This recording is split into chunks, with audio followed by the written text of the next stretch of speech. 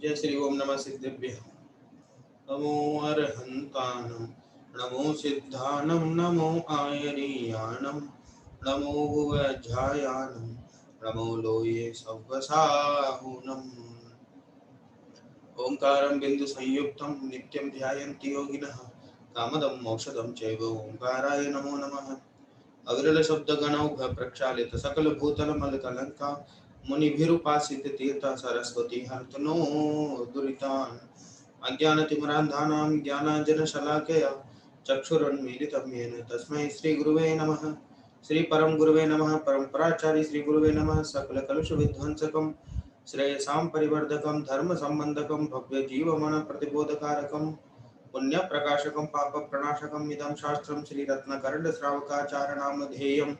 अस्य मूलग्रन्थकर्तारः श्रीसर्वज्ञदेवाः तदुत्तरग्रन्थकर्तारः श्रीगणधरदेवा प्रतिगणधरदेवा तेषां वचोनुसारम् आसाद्य कलिकाल सर्वज्ञ श्रीमद्भगवत् आचार्य समन्तभद्र स्वामी विरचितं श्रोतारः सावधानतः शृण्वन्तु। मंगलम भगवान वीरो मंगलम गौतमो गण मंगलम कुंद कुंदार्यो जैन धर्मोस्तु मंगल सर्वमंगल मांगल्यम सर्वकल्याणकारकम प्रधानम सर्वधर्मानां जैनम जयतु शासनम जैनम जयतु शासनम जैनम जयतु शासनम। ज्ञान समान आन जगत में सुख को कारण ये परमामृत जन्म जरा मृत्यु रोग निवारण सुरासुर इंद्र नरेंद्र वंदित कर्म मल निर्मल कर वृषतीर्थ के करतार श्री वर्धमान जिन शत शत नम तीर्थंकर की धुनि गणधर ने सुनी अंग रचे चुनी ज्ञानमयी सो जिनवर वाणी स्व सुखदानी त्रिभुवन मानी पूज भई ज्ञान को उजागर सहज सुख सागर सुगुन रत्नाकर विराग रस भरियो है शरण के रीति हरे मरण को न भय करे कर्ण सो पीठी दे चरण अनुसरियो है धर्म को मंडन भरम को विहंडन है परम नरम हो के करम सो लरियो है ऐसो मुनि राज भोगी लोक में विराजमान निरखी बनारसी नमस्कार करियो है निरखी बनारसी नमस्कार करियो है। नमः श्री वर्धमानाय निर्धूत कलिलात्मने सालोकानां त्रिलोकानां यद्विद्यादर्पणाय ते। श्री रत्नकरंड श्रावकाचार्य ग्रंथ कलिकाल सर्वज्ञ आचार्य समंतभद्र स्वामी द्वारा विरचित की चर्चा हम कर रहे हैं और दिन प्रतिदिन समंतभद्र आचार्य द्वारा प्रतिपादित तत्वों को समझ करके बहुत प्रसन्नता हमें हो रही है, अत्यंत हर्ष हमें हो रहा है, अलग आनंद इस ग्रंथ को पढ़ते हुए आ रहा कि नहीं।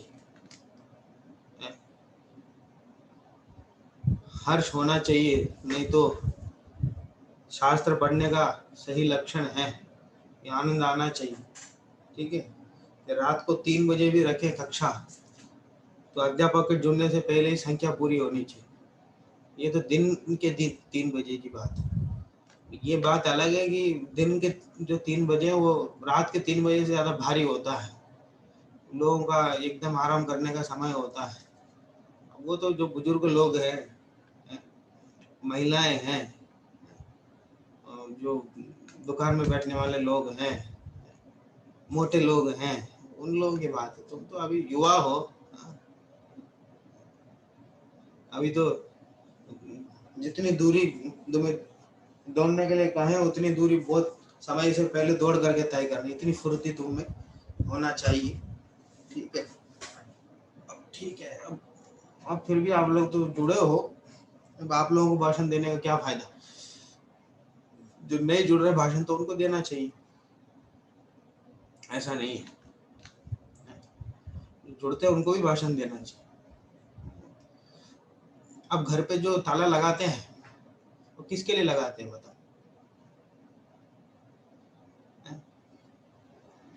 घर पे हम ताला लगाते हैं किस लिए लगाते हैं? ये कुछ बोल रहा है आज, मुझे आवाज सुनाई नहीं दे रही उसकी। ताला नहीं लगाते क्या विदिशा में? लगाते हो? लगाते हैं भाई साहब। तो क्यों लगाते हैं ताला? वो धन संपत्ति बनी रहे अच्छे से घर में। ये तो अस्थि परक बोल दिया, नास्ति परक बोलो। पैसे चोरी ना हो। कि चोर उठा के नहीं ले जाए इसलिए। अब कितने ताले लगाने वालों की यहाँ चोरी नहीं होती बताओ।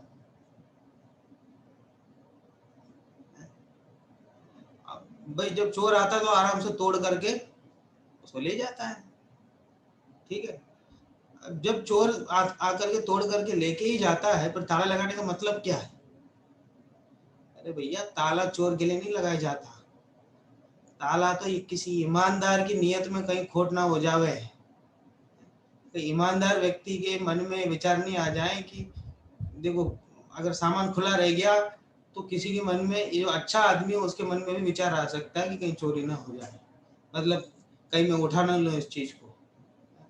तो ईमानदारों से बचने के लिए वो ताला लगाया जाता है, चोरों से बचने के लिए नहीं। चोर तो वो वो इतना सज्जन है कि तुम्हारे दरवाजे से आएगा और ताला तोड़ के जाएगा, उसके बहुत रास्ते हैं।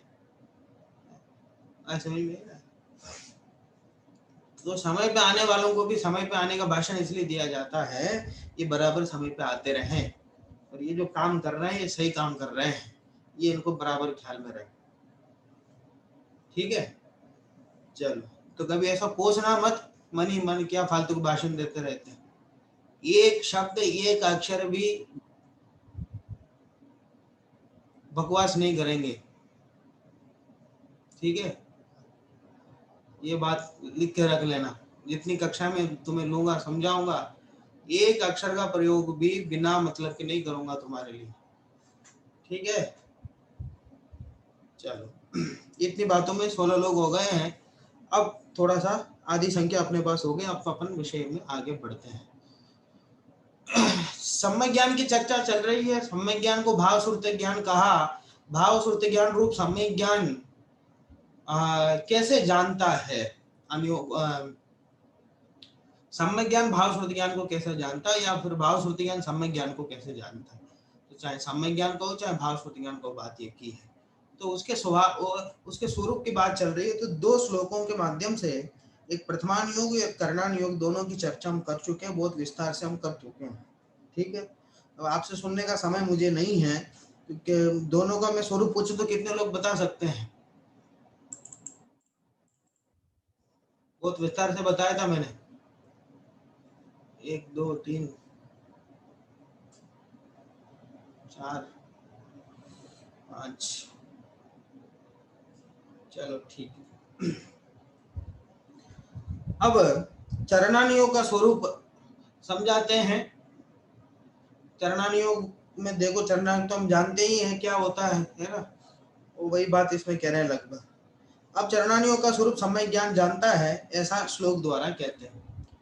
ग्रह मेद्य नगाराणाम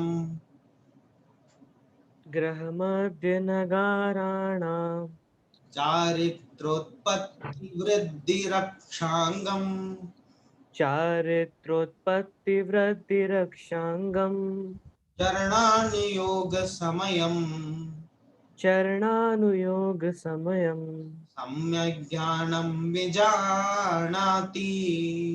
सम्यक् ज्ञानं विजानाति। पूरा पढ़ता हूँ। ग्रह मेध्य नगाराणां चारित्रोत्पत्ति वृद्धि रक्षांगम चरणानुयोग समयम सम्यक् ज्ञानं विजानाति।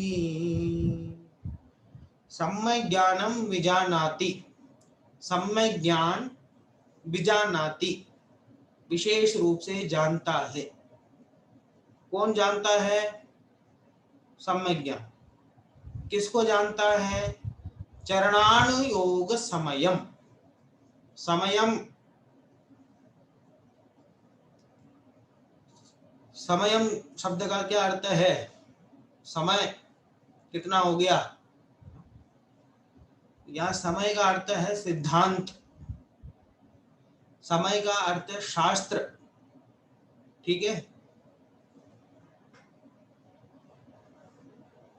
क्या अर्थ किया? शास्त्र किया है प्रभात चंद्र आचार्य ने, और नीचे यहाँ अर्थ किया उन्होंने सिद्धांत, ठीक है। तो ऐसे चरणानुयोग सिद्धांत को सम्यक ज्ञान जानता है। कैसे जानता है ये तो बताओ। तो कहते हैं ग्रह मेधि, ग्रहम एधि, ग्रह में आसक्त है जिनकी बुद्धि, गृहस्थी में आसक्त है जिनकी बुद्धि। ऐसा कौन होगा? विद्या में आसक्त है जिनकी बुद्धि, उसको विद्यार्थी कहते हैं। गृहस्थी यानी ग्रह मेधि मैंने जिसकी बुद्धि ग्रह में आसक्त है, ऐसा गृहस्थ। ठीक है। अनगारा नाम, अगार, अगार शब्द का अर्थ होता है घर, निवास। अगार माने घर, निवास। और अनगार माने, अन माने रहित। किससे रहित? जो घर से रहित है, निवास स्थान से रहित है, ऐसे मुनि। तो वहां श्रावक और मुनि, ग्रह मेधि में से श्रावक और अनगार में से मुनि। अनगारा नाम लगाया तो दोनों के, श्रावक के और मुनि के चारित्र, उत्पत्ति, वृद्धि, रक्षांगम।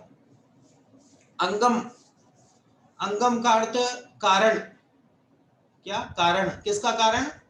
चारित्र के उत्पत्ति, वृद्धि और रक्षा के कारण, कारण स्वरूप चरणान योग को सम्यक ज्ञान जानता है। ठीक है। गृहस्थ और मुनि के चारित्र, उत्पत्ति, वृद्धि और रक्षा के कारण स्वरूप चरणान योग सिद्धांत को सम्यक ज्ञान विशेष रूप से जानता है। ठीक है, अर्थ समझ में आ गया आपको? चलो पढ़ो, श्लोक पढ़ो। हाँ। ग्रमेद्य नगाराणां चारित्रोत्पत्तिवृद्धिरक्षाङ्गं चरणानुयोग समयं सम्यक् ज्ञानं विजानाति। पढ़ो, अर्थ पढ़ो, किसका नंबर है? अर्थ में अभी अवेलेबल अमन जैन खनिया थाना। हाँ मन पढ़ो। ये गाना तो हमेशा ही अवेलेबल है। पढ़ो पढ़ो। अर्थ, ग्रह में आसक्त है बुद्धि जिनकी ऐसे ग्रस्त में आसक्त है बुद्धि जिनकी ऐसे ग्रह से विरक्त होकर ग्रह से त्यागी, ऐसे अनगार अर्थात यति, उनका चारित्र रूप जो सम्यक आचरण, उसकी उत्पत्ति, वृद्धि और रक्षा का अंग अर्थात कारण, ऐसे चरणानुयोग सिद्धांत को सम्यक ज्ञान ही जानता है। अगला पेज। भावार्थ, मुनि और गृहस्थ का जो निर्दोष आचरण, उसकी उत्पत्ति का दिन प्रतिदिन वृद्धि का धारण किए आचरण की रक्षा का कारण चरणानुयोग रूप सम्यक ज्ञान ही है। इसमें निर्दोष आचरण कह दिया, निर्दोष शब्द कहां से लेकर आए बताओ श्लोक में से? लगाओ दिमाग, दोपहर की नींद खुल जाएगी। निर्दोष शब्द कहां से लेके आए बताओ?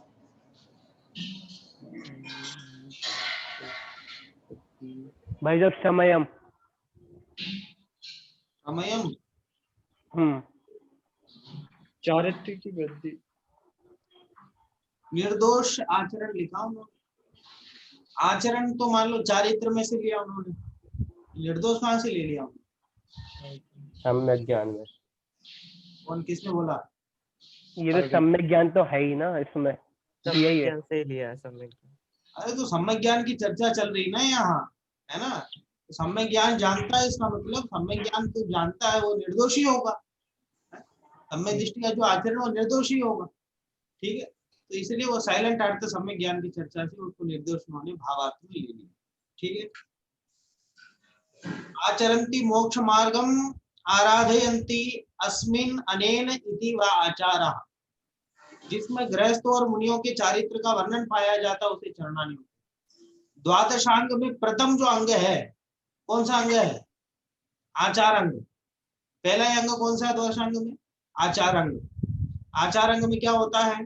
किस तरह आचरण करें, किस तरह खड़े हो, किस तरह बैठे, किस तरह शयन करें, किस तरह भाषण करें, किस तरह भोजन करें जिससे कि पाप का बंध ना हो, अर्थात किस तरह से इन क्रियाओं के तथा अन्य भी इसी तरह की क्रियाओं के करने पर भी पाप का बंध नहीं होता, इत्यादि प्रश्नों के अनुसार यत्न पूर्वक आचरण करें, यत्न पूर्वक खड़े हों, यत्न पूर्वक बैठें, यत्न पूर्वक शयन करें, यत्न पूर्वक भाषण करें, यत्न पूर्वक भोजन करें। इस तरह से पाप का बंध नहीं होता, अर्थात किसी भी क्रिया के यत्नाचार पूर्वक प्रमाद रहित होकर करने पर पाप का बंध नहीं होता। यत्नाचार पूर्वक, यत्नाचार क्या है? कि पूरी सावधानी पूर्वक, अपनी तरफ से पूरी सावधानी पूर्वक प्रमाद रहित होकर के, अगर हम हिंसा से रहित होकर, रहित होने की भावना से, अभिप्राय से अगर हम कार्य कर रहे हैं, कदाचित हमारी क्रिया से हिंसा हो भी जाए तो उसका पाप का बंध हमको नहीं होता। अभिप्राय में अगर यत्नाचार है, सावधानी है, तो कि साहब पूरी दुनिया तो कर रही है, मैं अकेला क्यों पालन करूं? पूरी दुनिया डूब रही है इसमें, तो पूरी दुनिया रिश्वत दे रही है, मैं क्यों नहीं दूं? ऐसा तो काम चलेगा नहीं। तो भैया सबको बंद होगा, तुम्हें भी बंद होगा। सबको हो रहा है तो होने दो, कि ठीक है तो सब एक साथ जाओगे तो उसमें कौन क्या करे? तुम्हारे अभिप्राय में क्या है? तुम्हारे मन में ये था कि हम रिश्वत दे देंगे, अगर काम नहीं होगा तो हम दे देंगे, और सामने से पड़ गया अच्छा ऑफिसर, ईमानदार ऑफिसर दीपक जैसे, अब बोले साहब हम तो रिश्वत लेंगे नहीं, तो सामने से उसने बोल दिया आपका काम हो जाएगा साहब, आ जाओ आप कर लेंगे। अब मन में तो तुम्हारी भावना थी कि हम रिश्वत दे देंगे, तो मन में भावना थी और सामने वाले ने रिश्वत लिया ही नहीं, तो रिश्वत का पाप तुम्हें लगेगा कि नहीं? मकान तुम एक बार बनाओगे पूरे जीवन में, लेकिन पूरे जीवन भर वो अंदर में तुम्हारी भावना पड़ी हुई है ना रिश्वत देने की, कोई काम पड़ेगा तो हम रिश्वत देकर निपटा लेंगे, ये अभिप्राय में पड़ा हुआ ना, तो पूरा जीवन बंद हो रहा है बेटा उसका। इसको बोलते हैं अभिप्राय का बंध। ये घातिया कर्म पाप रूप बनते हैं। हम मंदिर जाते हैं तो समझते हैं हमें पुण्य बंध गया, ये घातिया कर्म है, ये पाप रूपी है, पाप रूपी बंद होते हैं इनके, तो अशुभ रूपी है ये। एकदम बहुत अच्छी जगह पे बैठो, मंदिर में बैठ करके तुम स्वाध्याय ध्यान आदि कर रहे हो, उस समय में भी इनके कम तो कम लेकिन पाप प्रवृत्ति में बंद होता ही रहता है। वैसे तब कैसा होता है? तब तो हम स्वाध्याय कर रहे हैं, पूजा कर रहे हैं, अरे अभिप्राय में तो यही पड़ा हुआ ना अभी कि हम तो रिश्वत देके काम चला लेंगे, जरूरत पड़ेगी तो रात में खा लेंगे। अब खा नहीं रहा, लेकिन अभिप्राय पड़ा हुआ जरूरत पड़ेगी तो खा लेंगे, किसी को बताएंगे नहीं, किसी को दिखाएंगे नहीं, छुप के खा लेंगे। तो अभिप्राय में पड़ा हुआ ना, बंद तो उसका होगा। चल, और ये तो प्रथम आचार अंग की बात हुई। वो सातवां उपासका अध्ययन नाम का एक अंग है, उसमें श्रावकों के सम्यक दर्शन आदि 11 प्रतिमा संबंधी व्रत गुण शील आचार तथा अन्य भी क्रियाकांडों का सविस्तार वर्णन किया है। इस प्रकार श्रावक एवं मुनि धर्म का वर्णन करने वाले इन अंगों में चरणानियोग के अनेक शास्त्रों की रचना हुई है, जैसे उपासका अध्ययन, रत्नकर्ण श्रावकाचार, अमित गति श्रावकाचार, सागर धर्मामृत, अणगार धर्मामृत, मूलाचार तथा भगवती आराधना आदि चरणानियोग के प्रमुख ग्रंथ हैं। ठीक है, चलो इसमें कोई प्रश्न है किसी को? चरणानियोग में किसी को कोई समस्या नहीं है? चरणानियोग में बोलो, किसी को कोई समस्या है चरणानियोग पालन में?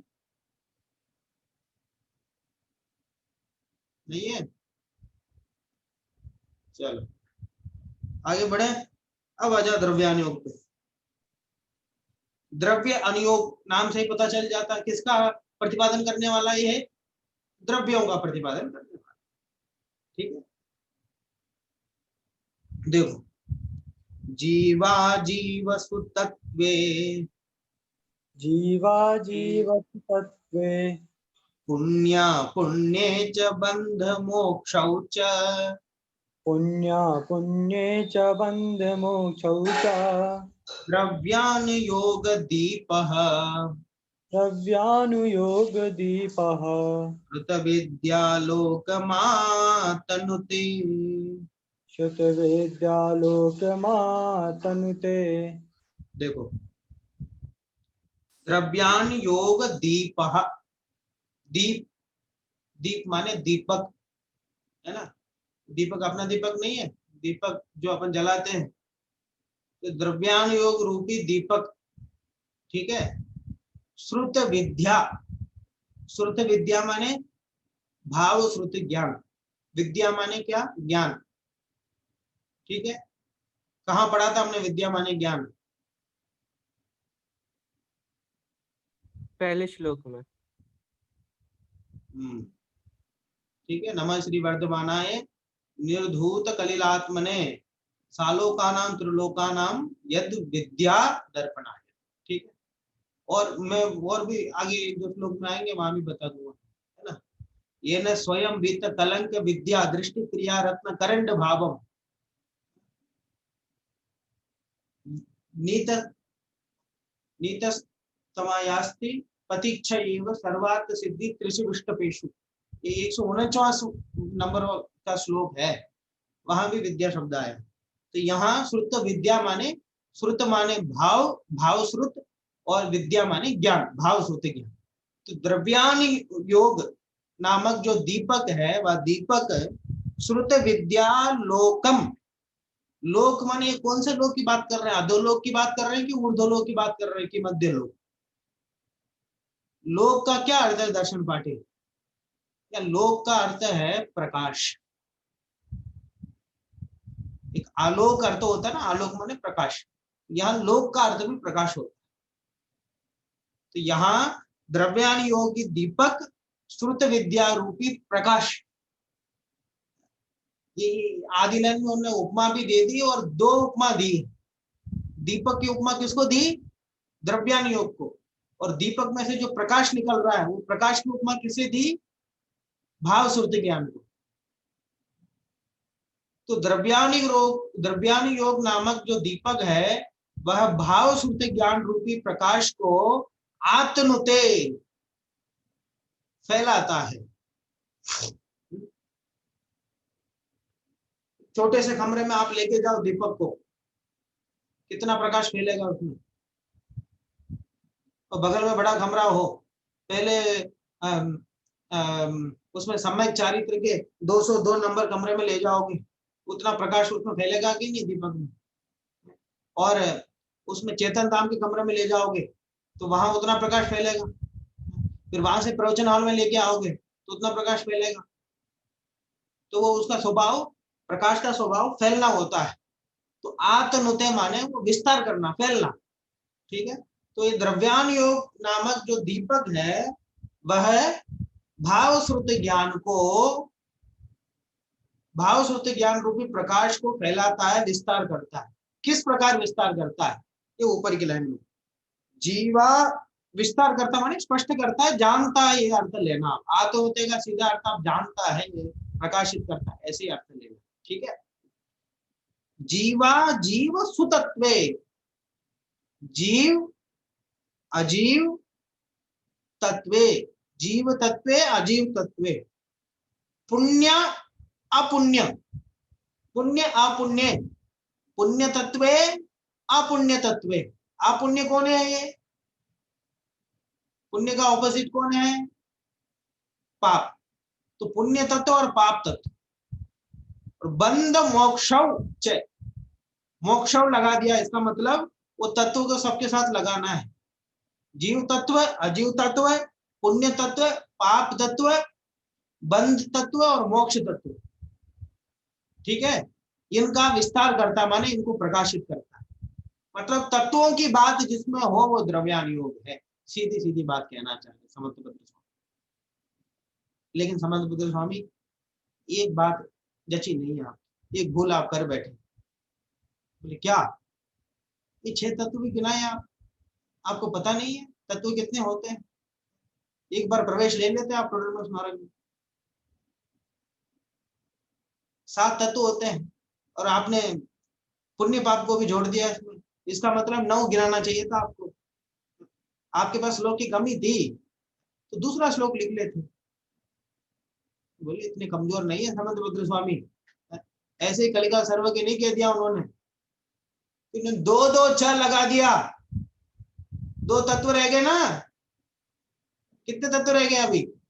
3 तत्व रह गए, तो 2 छ लगा दिया। 1 छ से ले लेना संवर और निर्जरा, क्योंकि वो दोनों मोक्ष के कारण है, और 1 छ से ले लेना आश्रव, वो संसार का कारण है।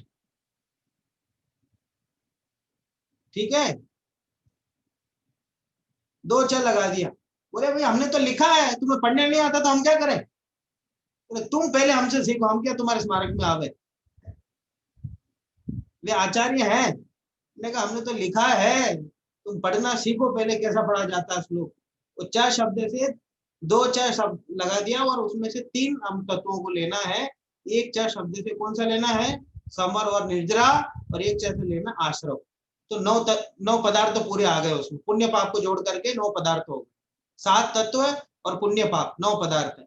तो जिसमें 7 तत्वों की चर्चा हो और 9 पदार्थों की चर्चा हो, जिसमें तत्व की बात हो, वह कौन सा है? द्रव्यान योग रूपी दीपक है, और वह भाव शुद्ध ज्ञान रूपी प्रकाश से प्रकाशित करता है द्रव्यान को, और वह उसमें 9 पदार्थों की चर्चा जिसमें होती। नव तत्व तत्वे यदेकत्वं न मुंचति। ठीक है, समझदार में आप पढ़ोगे। ठीक है, वो है ना जिन्होंने श्रुति आप बोलते मिथ्यातम नाश वे को, ज्ञान के प्रकाश वे को, आपा पर भास वे को, भानु सी बखानी है। उसमें है, उसमें द्रव्यानियों का स्वरूप को बताया। कौन सी पंक्तियों में बताओ? छयो द्रव्य जानवे को बंद विधि वान वे को, आप पर भान वे को, भानु सी बखानी। और उसके लिए कर्णानुयोग के लिए जहां तहां तार वे को, पार के उतार वे को, सुख विस्तार वे को, यही जन्म। ठीक है, वो उसमें है, इस प्रकार की पंक्तियां उसमें है। चलो, तो ये द्रव्यानुयोग की बात हो गई। देखो, बोलो श्लोक बोलो। जीवा जीव सुतत्वे पुण्य पुण्ये च बंध मोक्षौ च द्रव्यानि योग दीपः श्रुत विद्यालोकमा तनुते। कोडरमल जी ने कहा द्रव्यानुयोग का उपदेश हर संभव होना चाहिए। हर प्रवचन में प्रथमतः द्रव्यानुयोग का उपदेश होना चाहिए। किसी ने प्रश्न किया कि साहब इससे कोई स्वच्छंदी हो जाए तो, कोई निश्चयाभासी हो जाए तो उन्होंने कहा कि जैसे मेघ वर्षा होने पर धोबी और एक और किसी जीव को गिना है, धोबी होता है वो बहुत दुखी होता है मेघ वर्षा होने पर, क्योंकि उसके कपड़े नहीं सूखते और उसका रोजाना का वही काम है। कपड़े नहीं सूखेंगे तो पैसे नहीं मिलेंगे। हाँ, धोबी और कुमार घड़ा बनाता है, वो सुखाता है उसको। मेघ वर्षा होने पर वो दोनों दुखी होते हैं, लेकिन बहुत से जीव सुखी होते हैं, बहुत से जीव सुखी होते हैं। इसलिए उन दोनों की मुख्यता से बाकी जीवों का बुरा करना उचित नहीं है। बात समझ में आ रही ना? इसलिए बहुत जीवों का भला जिसमें हो, ऐसा द्रव्यानुयोग का उपदेश सदा ही होना चाहिए। कोई एकाध जीव सदियों में ऐसा स्वच्छंद हो जाता है, बात समझ में आ रही ना, निश्चयाभासी हो जाता है, उनको देख करके द्रव्यानुयोग का उपदेश नहीं देने का मतलब नहीं। ये वास्तव में जिसमें मूल वस्तु स्वभाव की बात जिसमें कही गई है, वस्तु तत्व की बात जिसमें कही गई है, वो अनियोग है। इसको पढ़े बिना आत्म कल्याण संभव नहीं है। पढ़ो अर्थ। अर्थ, जो द्रव्यानुयोग रूप दीपक है वह जीव और अजीव इन दोनों निर्बाध तत्वों को। एक मिनट में भूलिए, इसमें सु अक्षर आया है, जीव तत्व और अजीव तत्व कह दिया, ठीक है।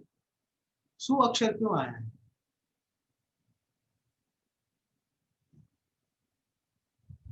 वो कहीं सुंदर जीव द्रव्यों को ऐसा तो नहीं बोल दिया, जो सुंदर है उन्हीं की चर्चा करता।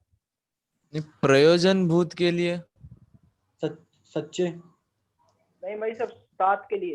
हैं? तू तत्व यानी 7 तत्व। निर्वादित नहीं, सम्यक ज्ञान का प्रकरण है भाई साहब, और हर श्लोक में सम्यक ज्ञान की चर्चा इसमें निर्बाध नहीं तो आई तो नीचे लगाया है, निर्बाध तो नीचे लगाया, उसको देख के बता दिया आपने, बहुत अच्छा है। लेकिन निर्बाध भी क्यों लगाया? सु का अर्थ निर्बाध किया है, ये बात तो ठीक है, लेकिन क्यों निर्बाध क्यों लिया? जो थोड़ा ध्यान से सुन रहा होगा कक्षाओं को, एकदम जो संसार से थोड़ा बहुत विरक्त होगा वो बता देगा ये उत्तर। गहराई से समझता होगा जो। अरे हमने अभी कर्णान योग का वो पढ़ा था स्वरूप, लोका लोक विभक्ते, तो लोक और अलोक के विभाग को, तो लोक में रहने वाले पदार्थों का स्वरूप भी वो बताता है कर्णान योग। तो लोक में तो 6 द्रव्य रहते हैं, तो यहाँ भी आपने वो उसी को बता दिया यहाँ। तो दोनों में अंतर क्या रहा? वहां भी जीव अजीव का वर्णन किया, यहाँ भी जीव अजीव का वर्णन कर रहे हो, तो अंतर क्या रहा?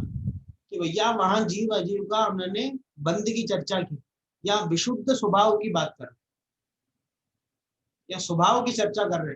कर्णान योग में भी जीव की चर्चा होती है, लेकिन वहां बंद करने वाले जीव की चर्चा होती है, यहाँ विशुद्ध जीव के स्वभाव की चर्चा होती है। निर्बाध कहा ना उन्होंने, जिसका बंध नहीं हुआ वो, ऐसे निर्बाध स्वभाव की चर्चा होती है द्रव्यान में, बंधन की चर्चा नहीं होती, इसलिए वहां सु अक्षर लगाया हुआ। पढ़ो भैया पढ़ो। जो द्रव्यानुयोग रूप दीपक है, वह जीव और अजीव इन दोनों निर्वात तत्वों को, पुण्य पाप को तथा बंध मोक्ष को भाव शुद्ध ज्ञान रूप सम्यक ज्ञान प्रकाश के द्वारा जैसा इनका स्वरूप है वैसा प्रकाशित करता है। भावार्थ, द्रव्यानुयोग दीपक बाधा रहित जीव अजीव के स्वरूप को, पुण्य पाप के स्वरूप को, कर्म के बंधन के स्वरूप को तथा कर्मों से छूट जाने रूप मोक्ष के स्वरूप को जिस प्रकार से आत्मा में उद्योत हो जाए उस प्रकार विस्तार से दिखलाता है। इस प्रकार 4 अनुयोग रूप सम्यक शुद्ध ज्ञान के स्वरूप का वर्णन किया। ज्ञान के 20 भेद अंगों तथा पूर्वों का वर्णन करने से ग्रंथ बहुत बढ़ जाएगा, इसलिए उनका यहाँ वर्णन नहीं किया। ठीक है, 11 अंग 9 पूर्व 20 हो गए ना, 20 भेद, और अंग होते हैं, द्वादश अंग होते हैं, 14 पूर्व होते हैं, उन सब का वर्णन ये कर नहीं रहे हैं। आप आगे जहां भी मौका मिलेगा वहां पढ़ेंगे तो विस्तार होगा। ठीक है, अब एक बार श्लोक पढ़ो सब पूरा, सम्यक ज्ञान अधिकार का पहले श्लोक से। हाँ, जो पढ़ना चाहता है पूरे 5 श्लोक हैंड रेस कर दीजिए इनका। एक एक करके पढ़ो, एक एक अलग।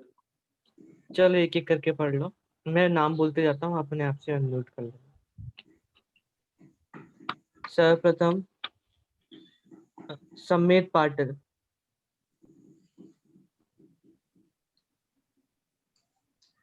हाँ सम्मेत पाटिल, स्वयं से अनम्यूट करना। हाँ हेलो। हाँ पढ़ो।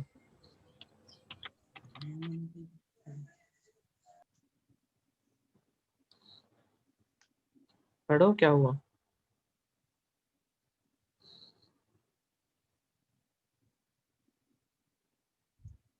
उसकी आवाज नहीं आ रही, और किसी को बोल दो।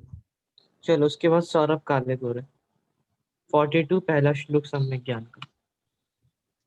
अन्यूनमनतिरिक्तं याता तथ्यं विना च विपरीतात् निस्सन्देहं वेद यदाहुः ज्ञानमागमिना। यदा हुस तज, सज नहीं तज। ठीक है पढ़ो। इसके बाद पुष्प 43। Page 1 minute. हाँ, प्रथमानुयोगमर्था ज्ञानं चरितं पुराणमपि पुण्यं बोधि समाधि निधानं बोधति बोधः समीचीनः। चलो आगे बढ़ो। श्रीवर्धन पाटिल। लोकालोक विभक्ते युग परिवृत्ते च चतुर्गतीनां च आदर्शमेव तथामति रवैति करणानुयोगं च। पहली लाइन में हाँ। चार 2 बार बोल दिया, व्रतेश चतुर्गति नाम, ऐसा बोल दिया, व्रतेश चतुर्गति नाम। दर्शन पाटिल।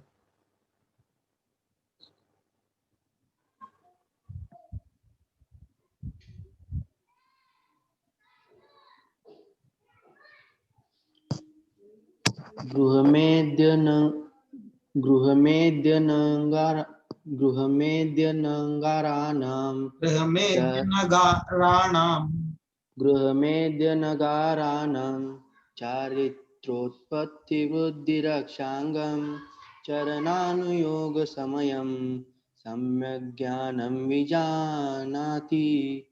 चलो अगला। सक्षम, आखिरी वाला श्लोक। जीवा जीवसुतत्वे पुण्या पुण्ये च बन्ध मोक्षौ च द्रव्यानयोग दीपा श्रुत विद्यालोकमातनुते। चलो ये बढ़िया है। देखो श्लोक को आप बार बार बोलते रहा करो, 2-4 श्लोक याद कर लो, मंदिर जाओ तो बोलो, दर्शन करते समय सुबह उठते ही बोलो। आचार्य देव ने हमारे लिए अमूल्य निधि दी है, 2-4 तो याद कर लो अपने पास, अपने कंठ का हार बना लो इन श्लोकों को। बहुत बार कम से कम दिन में 2 श्लोक तो बोल दो, देख के ही पढ़ दो, तुम्हें देख के ही पढ़ना हो, जैसे भी करना हो, लेकिन बोलो श्लोकों को बहुत उच्चारण, बहुत हाथ जोड़ करके सम्मान पूर्वक पढ़ो, विषयों को पढ़ो। नहीं तो क्या है जीवन जीने का मतलब, क्या है? फिर इनसे भी जीवन जीते हैं। ये सब आचार्यों ने जो हम पे भरोसा करके जो ये सब संपत्ति हमें दी है, उन्होंने उनका उपयोग करो भरपूर। ठीक है, 2 श्लोक तो कम से कम रोजाना ही बोलो। याद नहीं करो, मैं आपको दबाव नहीं बनाता कि आप याद करो, आप वो याद करो तो बहुत अच्छी बात है, उससे अच्छी बात क्या हो सकती है, लेकिन कम से कम बोलना तो आना ही चाहिए। ठीक है, और विषय आप पूरा अच्छे से पढ़ोगे, समझोगे, अक्षर अक्षर उसको समझोगे, आप तो याद करने की जरूरत ही नहीं पड़ेगी, वैसे याद हो जाएगा। अर्थ आप समझ जाओगे, एक एक अक्षर का अर्थ आप समझ जाओगे तो अपने आप याद होगा। ठीक है, चलो ये अपने समय ज्ञान अधिकार की चर्चा हुई। परिशिष्ट निकाल दो भैया इसके बाद।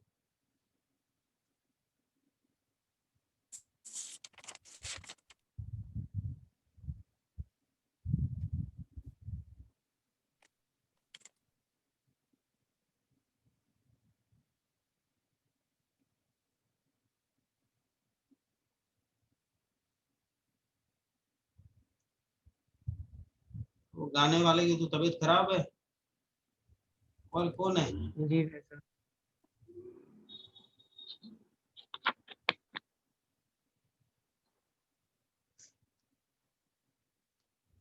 देखो और किसी से पढ़ना है?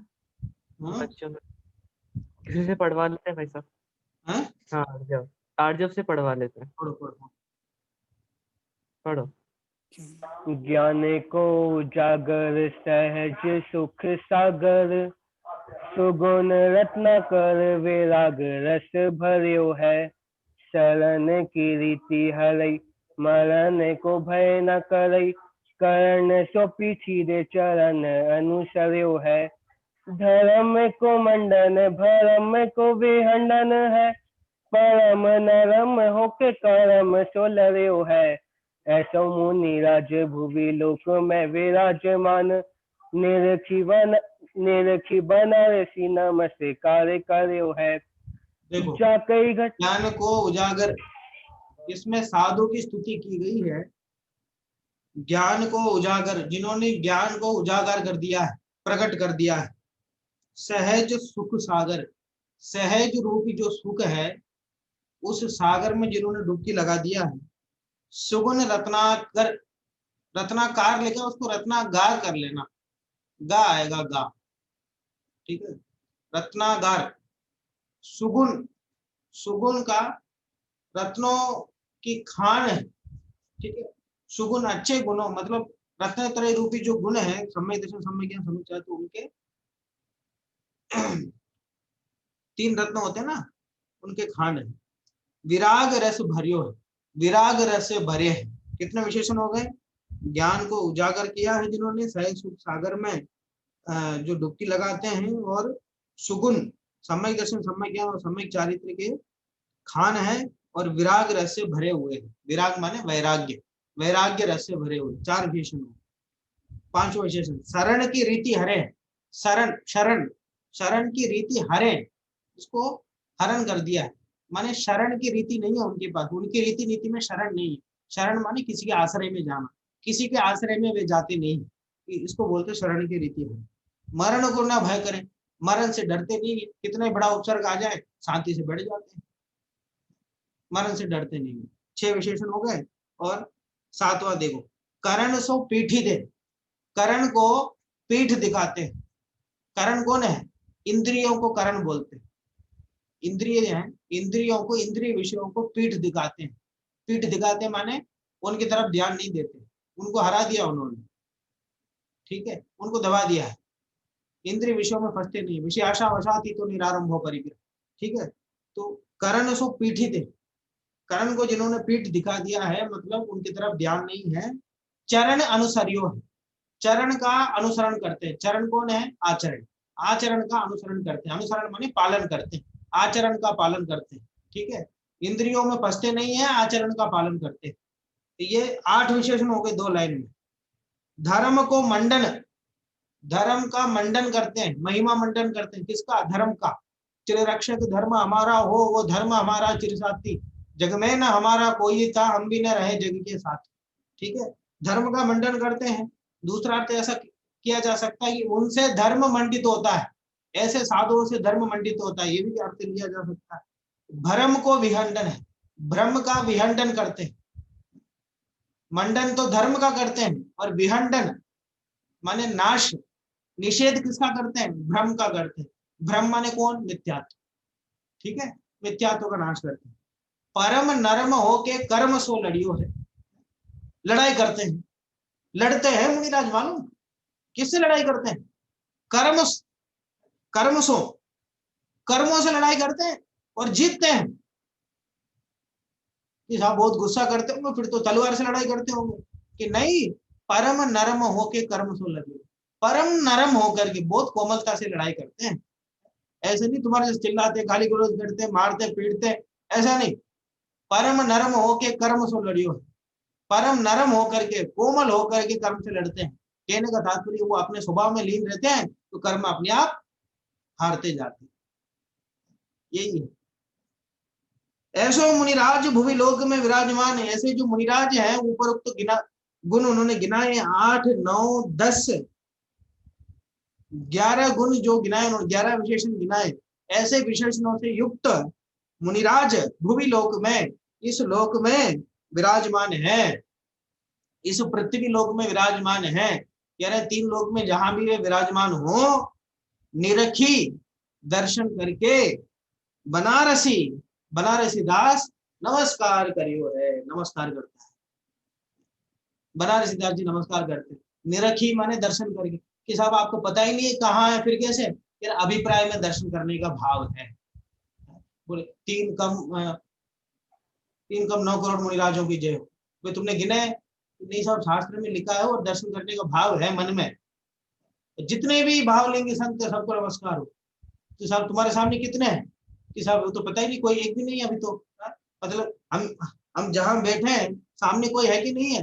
नहीं, सामने तो कोई नहीं है, सामने तो भगवान है, भगवान की मूर्ति है। तो ऐसा क्यों बोल रहा हूँ? अरे मन में अभिप्राय है दर्शन करने का, इस दृष्टि से। ऐसे ही यहाँ बनारस दास जी हैं, उनको इस लोक में जैसे जैसे जो उन्होंने विशेषण गिनाए, इस विशेषण से युक्त जो मुनिराज हैं, उनको उन्होंने नमस्कार किया है, ठीक है। ज्ञान को जागर सहज सुख सागर, सुगुण रत्नागर, विराग रस भरियो है। शरण की रीति हरे, मरण को न भय करे, करण सो पीठी दे, चरण अनुसरियो है। धर्म को मंडन, भरम को विहंडन है, परम नरम होके कर्म सोलरियो है। ऐसो मुनि राजे भुवि लोक में विराजमान, निरखी बनारसी नमस्कार करियो। ये मैं भी कई बार इसमें मंगलाचरण में बोलता हूँ, मुझे बहुत अच्छा छंद ये लगता है। और यहाँ जब बच्चे यहाँ जब क्लास लेता हूँ तो बच्चों को मैंने कह रखा था कि ये मंगलाचरण में ये बोलेंगे। जब बच्चे एक साथ मंगलाचरण बच्चों से करवाता था, अब तो ऐसा संभव नहीं है, तो आप इसको याद कर लेना, रोज किसी किसी बच्चों से मैं करवाऊंगा, है ना। प्रारंभ का मंगलाचरण ये करवाता था और अंतिम मंगलाचरण ये अभी तीसरा छंद आएगा वो करवाता था। ठीक है, तो इसमें साधु की स्तुति की पहले छंद में, और दूसरे छंद में देखो सम्यक दृष्टि कैसा होता है, सम्यक दृष्टि का स्वभाव कैसा होता है वो बता रहे दूसरे छंद में। ठीक है, पढ़ो। मैं पढ़ता हूँ सर। हाँ पढ़ो। जाके घट प्रगट विवेक गण धर कौसो, हृदय हर की महामोह को हर तू है। साचो सुख माने निज महिमा अडोल जाने, आपू ही में आपुनो स्वभाव ले धर तू है। जैसे जल करदम कतक फल भिन्न करे, तैसे जीव अजीव बिलक्षणु कर तू है।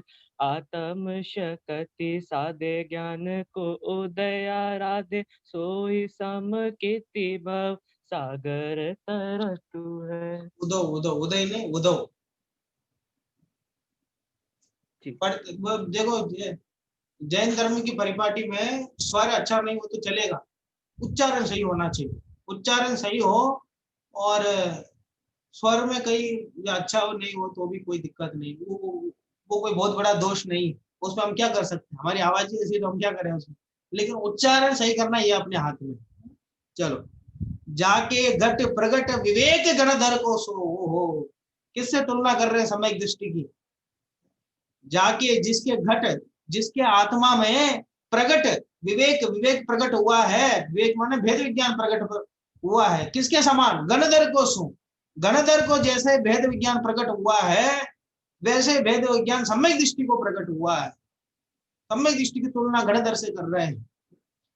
और दूसरा क्या बता रहे हैं, हृदय हर की, हृदय माने हृदय में हर की माने हर्षित है, बहुत खुश है अंदर से, बहुत खुश हो रहा, बहुत अंदर समय दृष्टि हृदय से।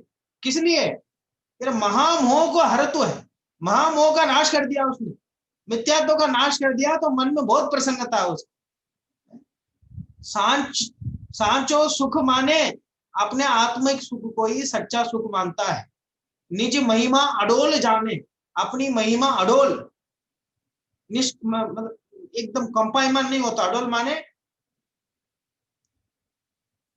ऐसा कभी जीव ऐसा होता है कि नहीं, ऐसा होता है कि नहीं, शास्त्रों में लिखा है, बराबर है कि नहीं है, ऐसे संशयात्मक ज्ञान नहीं होता। अडोल माने एकदम दृढ़, अपनी महिमा दृढ़ जानता है। ठीक है, आप ही में आपनो स्वभाव ले धरत, अपने में ही अपने स्वभाव को लेकर के धरता माने अपने आत्मा का ही अनुभव करता है।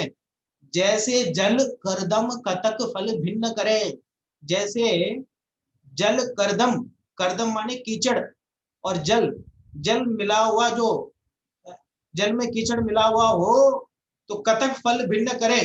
कतक फल माने निर्मली, फिटकरी, फिटकरी होती है, उसको डाल दो तो वो जल को शुद्ध कर देता है, कीचड़ को अलग कर देता है और पानी को अलग कर देता है।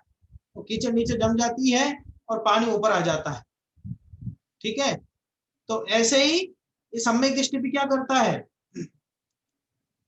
जीव अजीव बिलक्षण करते है, वैसे ये जीव और अजीव को भिन्न करता है। बिलक्षण माने भेद करता है। ठीक है, आत्म शक्ति साधे, अपने शक्ति, आत्मा की जो शक्ति उसका साधन करता है, साधता उसे।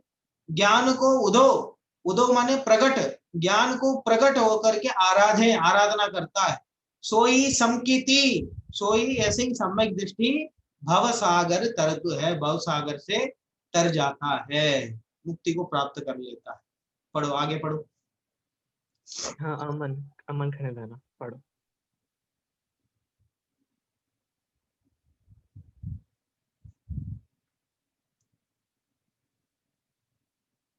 अब इसमें बता रहे हैं कि ज्ञान कहाँ है और कहाँ नहीं, ज्ञान की प्राप्ति कहाँ कैसे हो सकती है, बताओ, पढ़ो।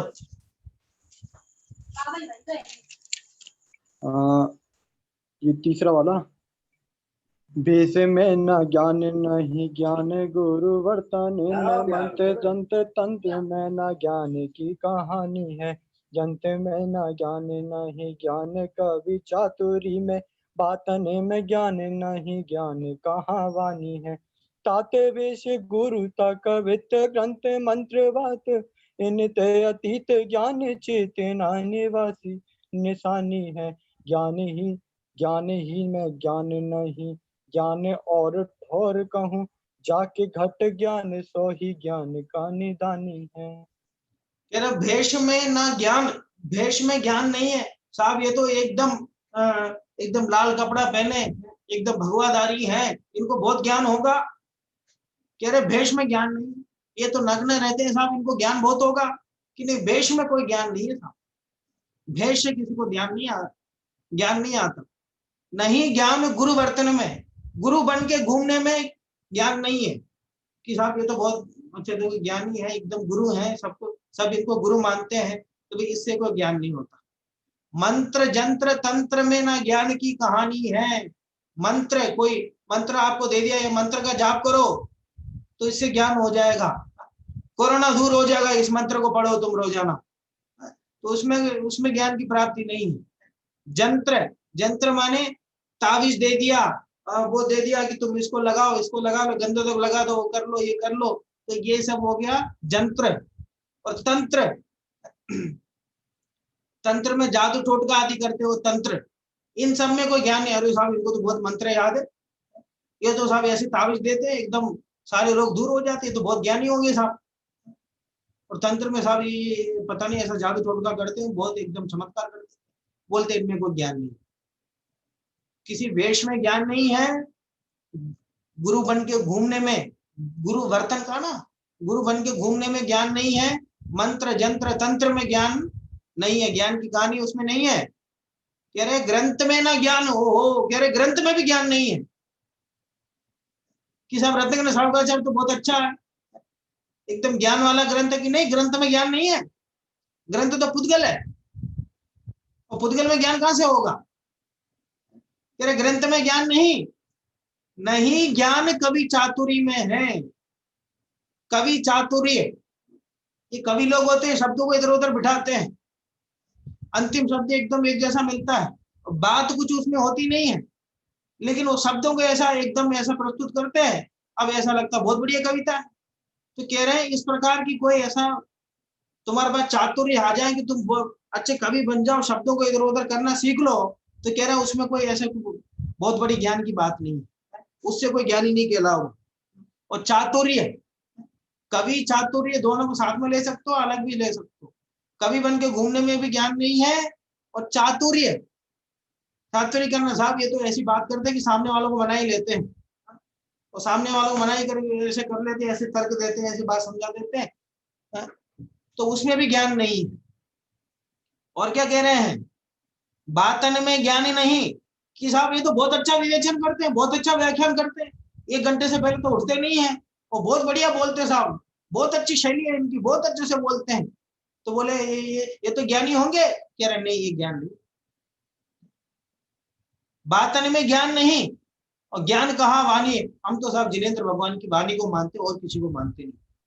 बोले वो वाणी में भी ज्ञान नहीं है, कि वाणी तो पुद्गल है, उसमें कहां से होगा। व्याख्या देने से ज्ञानी अज्ञानी इस बात का अंदाजा कैसा होगा, वचन पुद्गल है। तात है, इसलिए भेष गुरुता कवित्त ग्रंथ मंत्र बात इनते अतीत ज्ञान चेतना निशानी है। इन सब से अतीत, इनसे रहित ज्ञान है, वो चेतना निशानी है, तू कर चैतन्य है, चैतन्य स्वभावी है। तो कर्म मोक्ष इच्छा तुझे। कौन गा रहा है भैया, म्यूट कर लो, जो पढ़ रहे हो उस पर ध्यान दो भैया। कहाँ तुम अलग क्लास में बैठोगे कोई। चेतना की निशानी है, वो उससे अलग है, वो ना तो वेश में है, ना तो गुरु बन के घूमने में है, ना कवित्व में है, ना ग्रंथ में है, ना मंत्र में तंत्र में। ठीक है, तो कह रहे ज्ञान में ही ज्ञान है। तो ज्ञान कहाँ मिलता साहब, ये तो बताओ आप। कह रहे ज्ञान में ही है। नहीं ज्ञान और ठोर कहूं, ठोर माने स्थान, और स्थान में कहीं ज्ञान नहीं है। जाके घट ज्ञान सो ही ज्ञान का निदानी है, जिसके आत्मा में ज्ञान है वही ज्ञान का निदान है, वहीं से ज्ञान की उत्पत्ति हो सकती है। हम ज्ञान स्वभावी आत्मा है तो हमारे आत्मा से ही ज्ञान की प्राप्ति होगी, पुस्तकों से नहीं होगी, आचरण से ज्ञान की प्राप्ति नहीं होगी, मंत्र जंत्र तंत्र करने से नहीं होगी, दो चार बातें सीख लेने से नहीं होगी, आत्म स्वभाव में लीन होने से ही ज्ञान की प्राप्ति। क्यों जाता गिरनार, क्यों जाता काशी, घट में ही तेरा घट घट का वासी, अंतर का कोना टटोल कि तेरा प्रभु तुझ ही में डोले। ये बहुत अच्छा छंद है। ये भी वेश में न ज्ञान नहीं ज्ञान, गुरु वर्तन में, मंत्र जंत्र तंत्र में न ज्ञान की कहानी है, ग्रंथ में न ज्ञान नहीं ज्ञान कवि चातुरी में, बातन में ज्ञान नहीं ज्ञान कहावानी है। ताते भेष गुरु ता कवित ग्रंथ मंत्र बात, इन ते अतीत ज्ञान चेतना निशानी है। ज्ञान ही में ज्ञान नहीं और ठोर कहूं जाके, ज्ञान ही में ज्ञान नहीं ज्ञान और ठोर कहूं जाके, घट ज्ञान सो ही ज्ञान का निधान। ये अंतिम लाइन बहुत एकदम सारूप है। ज्ञान ही में ज्ञान नहीं ज्ञान और ठोर कहूं जाके, घट ज्ञान सो ही ज्ञान का निधान। ये बहुत एकदम सुंदर अर्थ वाला है। ज्ञान ज्ञान में ही है और कहीं नहीं, ठीक है, और कहीं से प्राप्त होगा नहीं। किसी प्रकार को टेंशन लेने की जरूरत नहीं, कोई पढ़ाई करने की जरूरत नहीं, कोई डिग्री लेने की जरूरत नहीं है, कोटि जन्म तप तपने की जरूरत नहीं है, कोई प्रयास करने की जरूरत नहीं। क्या करना होगा, सब अच्छे शास्त्री बनने के लिए क्या करना होगा आप बताओ। कि साहब बराबर पढ़ाई करनी होगी, ध्यान रखना पड़ेगा, समझना पड़ेगा, लिखना पड़ेगा। आत्मानुभव के लिए क्या करना पड़ेगा, सम्यक ज्ञान की प्राप्ति के लिए क्या करना पड़ेगा, कह रहे कुछ भी नहीं। तुम तो ज्ञान स्वभावी हो, तुम्हें मानना है कि मैं ही ज्ञान स्वभावी हूँ, यही सम्यक ज्ञान उत्पत्ति का कारण है, और कुछ नहीं है, और कुछ भी मेहनत नहीं करनी है। ज्ञान ही में ज्ञान नहीं ज्ञान और ठोर कहूं जाके, घट ज्ञान सो ही ज्ञान का निदानी है। कोटि ग्रंथ को सार यही है। चलो बहुत सुंदर बात इसमें आई। चलो तीनों श्लोक अपने पूरे हो गए, थोड़ा नीचे आ जाओ भैया, पढ़ दो।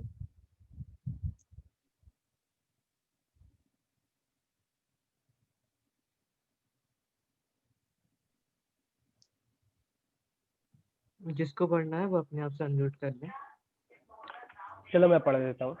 हाँ। प्रथम श्रुति ज्ञान के अवलंबन से ज्ञान स्वभाव आत्मा का निश्चय करके, फिर आत्मा की प्रगट प्रसिद्धि के लिए पर पदार्थ की प्रसिद्धि की कारण जो इंद्रियों के द्वारा प्रवर्तमान बुद्धियां हैं, उन्हें मर्यादा में लाकर जिसने मति ज्ञान तत्व को आत्मसन्मुख किया है, ऐसा तथा नाना प्रकार के पक्षों के आलंबन से होने वाले अनेक विकल्पों के द्वारा आकुलता को उत्पन्न करने वाली श्रुत ज्ञान की बुद्धियां को भी मान मर्यादा में लाकर श्रुत ज्ञान तत्व को भी आत्मसन्मुख करता हुआ अत्यंत विकल्प रहित होकर तत्काल परमात्म स्वरूप आत्मा को जब आत्मा अनुभव करता है, उसी समय आत्मा सम्यक्तया दिखाई देता है और ज्ञात होता है।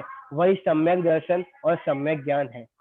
आत्मानुभव की प्रक्रिया अमरचंद्राचार्य ने 144 नंबर की गाथा उसकी टीका में उन्होंने समझाया कि मति ज्ञान और श्रुति ज्ञान के आधार पर आत्मानुभव कैसा करना है। मति ज्ञान को तो रोकना है, बस परद्रव्यों को जान रहा, बस उसको रोकना है, और श्रुति ज्ञान के माध्यम से विकल्पों के माध्यम से पहले आत्मा का स्वभाव को समझना है, फिर निर्विकल्प होकर के जो स्वभाव हमने समझा उसमें परिणामों को मग्न करना है, फिर आत्मानुभव सम्यकता है होता है, आत्मा सम्यकता ज्ञात होता है, उसी का नाम सम्यक दर्शन है, उसी का नाम सम्यक ज्ञान है। ठीक है, शॉर्ट में आपको बता दिया, कुछ विस्तार से इसकी चर्चा दादा ने भी अभी लिया था शिविर में, है ना, राशि पूर्ण शक्ति का आधार से। अब 205 नंबर कलश देखो। रे ज्ञान गुण से रहित बहुजन पद नहीं यह पा सके, तू कर ग्रहण पद नियत है, जो कर्म मोक्ष इच्छा तुझे। तुझे अगर मोक्ष इच्छा है तो ये कर्म करो। कौन सा कर्म है? कह रहे हैं कि तू कर ग्रहण पद नियत है, ये ज्ञान पद को ग्रहण कर। ज्ञान गुण से रहित तो बहुत जन पद नहीं पा सके। बहुत लोगों ने बहुत प्रयास किया, मोक्ष पा ही नहीं सके लोग। और क्यों? क्योंकि वो ज्ञान गुण को उन्होंने पाई नहीं, ज्ञान गुणी को ही नहीं पहचाना उन्होंने। अगर तुम्हें मोक्ष इच्छा है, यदि चाहते वो भव्य जन, तो मोक्ष यदि मोक्ष की है कामना मोक्ष तो की है कामना तो जीवन को जानिए, अति प्रीति से अनुचरण करिए, प्रीति से पहचान। हाँ, ये 16वीं 17वीं क्या था? 17वीं 18वीं क्या था? चलो, देखे पर से भिन्न अगणित गुणमय आत्मा अनेकांतमय मूर्ति सदा प्रकाशित ही रहे। ये अपन बोलते हैं ना, अनंत धर्म नस्तत्वम पश्यन्ति प्रत्येगात्मन है अनेकांतमयी मूर्ति नित्यमेव प्रकाशिता। उसका पद्यानुवाद दादा ने किया। ठीक है, चलो इस प्रकार अपना ये भाई साहब ये निदानी का अर्थ एक बार फिर से बता दीजिए, वो तीसरे श्लोक का अंतिम वर्ड निदानी। उत्पत्ति का कारण है, ज्ञान की उत्पत्ति का कारण। जी। पर से भिन्न अगणित गुणमय आत्मा को देखने वाली ज्योति मूर्ति, अनेकांतमयी मूर्ति है, वह सदा ही प्रकाशित रहे। ये अमरचंद्राचार्य की भावना है कि जिनवानी सदा प्रकाशित रहे, सदा जयवंत रहे। तो वो जिनवानी सदा जयवंत कैसे रहे? तो सब पुस्तक छाप दो, शिलालेखों में लिख दो जिनवानी को तो जयवंत रहे। अरे वैसे तो करना ही चाहिए, वैसे भी तो जयवंत रहेगी, लेकिन अपने मस्तक में रहना चाहिए। अपने मस्तक में जिनवानी रहेगी तो सदा सुरक्षित रहेगी। और रामचंद्र आचार्य की भावना है ये सदा ही प्रकाशित रहे, जयवंत रहे जिनवानी। तो हमारी भी भावना है जिनवानी जयवंत रहे। जिनवानी जगमैया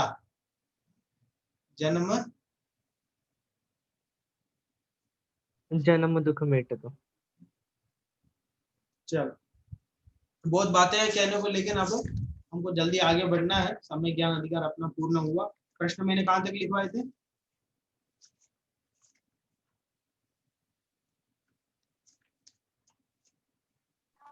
भाई साहब आखिरी प्रश्न था, क्या सम्यक दर्शन के बिना सर्व आचरण मिथ्या है? अपने विचार लिखिए।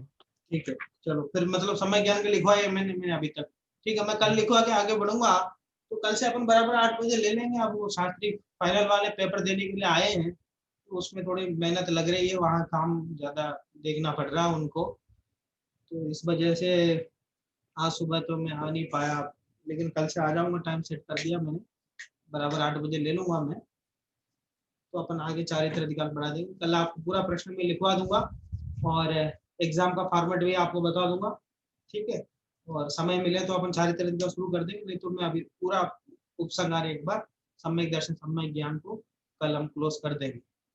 और परीक्षा के लिए वो कह रहा था कोई इसकी गोष्ठी है क्या है कुछ, तो 1-2 दिन हम आगे बढ़ा लेंगे, कोई दिक्कत नहीं। 10 की जगह 11-12 कर लेंगे, 13 कर लेंगे।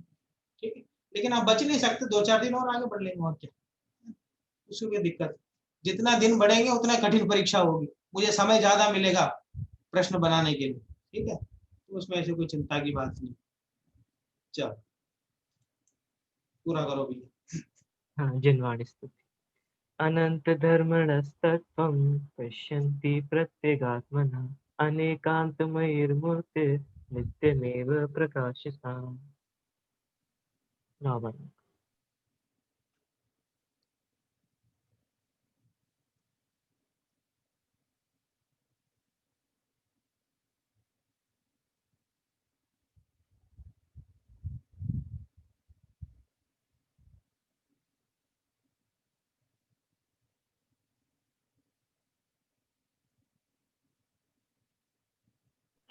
बोलो द्वादशांग में जिनवाड़ी माता की जय।